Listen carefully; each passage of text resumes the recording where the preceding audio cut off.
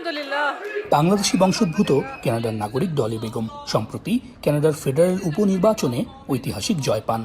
MP হন টরন্টোর Scarborough south West আসনের। Parliament সদস্য হিসেবে নির্বাচিত হওয়ার পর বিভিন্ন কমিউনিটির সঙ্গে বৈঠক করছেন লিবারেল পার্টির এই এমপি। এরই মধ্যে নির্বাচনী প্রতিশ্রুতি বাস্তবায়নের ওপর জোর দিচ্ছেন বাংলাদেশি বংশোদ্ভূত কানাডার এই নেত্রী। অগ্রাধিকার দিচ্ছেন কর্মসংস্থান, সাশ্রয়ী বাসস্থান এবং স্বাস্থ্যসেবা খাতের ওপর। বিশেষ করে অভিবাসী ও নতুন প্রজন্মের সমস্যাগুলো চিহ্নিত করে দ্রুত পদক্ষেপ নেওয়ার আশ্বাসও দিয়ে রেখেছেন তিনি। এমন পরিস্থিতিতে ডলি বেগমের এই বিজয়কে কানাডার পার্লামেন্টে বাঙালিদের আসন ধরে রাখার পদযাত্রা হিসেবে দেখছেন রাজনৈতিক বিশ্লেষকরা। মৌলভীবাজারের কন্যা ডলি কানাডার এমপি হওয়ায় বাংলাদেশি কমিউনিটিতে প্রত্যাশার পাল্লা ভারী হয়েছে। তার কণ্ঠে অভিবাসী বা অভিবাসন প্রত্যাশী বাঙালিদের সমস্যা সম্ভাবনার কথা জোরালোভাবে উঠে আসবে বলে মনে করছেন অনেকে।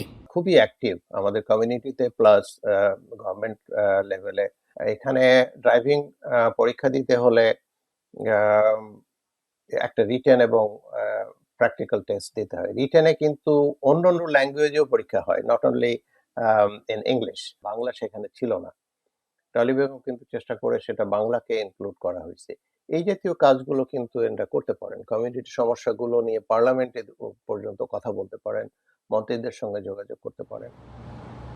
স্থানীয় ইস্যু সমাধান থেকে শুরু করে কানাডার রাজনীতিতে কার্যকর ভূমিকা রাখা সবকিছুতেই এখন তীক্ষ্ণ নজর রাখতে হবে তাকে। শত চ্যালেঞ্জের মধ্যেও বাঙালি কমিউনিটির উন্নয়নে কতটা অবদান রাখতে পারেন সেটাই এখন দেখার বিষয়।